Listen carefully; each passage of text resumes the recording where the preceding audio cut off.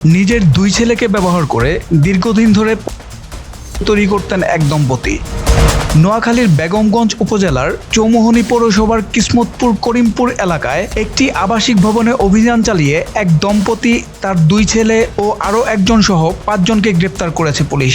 একই সময় বিভিন্ন জেলা থেকে চাকরির দেখিয়ে ওই ভবনে আটকে রাখা 4 তরুণীকে উদ্ধার করা হয়। পুলিশ জানায়, উদ্ধার হওয়া তরুণীদের একজন গোপনে জাতীয় জরুরি সেবা 999-এ ফোন করে সহায়তা চান। ওই ফোনের ভিত্তিতে অভিযান চালিয়ে 5 জনকে গ্রেপ্তার এবং 4 তরুণীকে উদ্ধার করা হয়। অভিযানে ঘটনাস্থল থেকে ভিডিও ধারণের ক্যামেরা, 6টি মোবাইল ফোন, একটি চাবুক ও নগদ 1,98,000 টাকা জব্দ করা হয়েছে।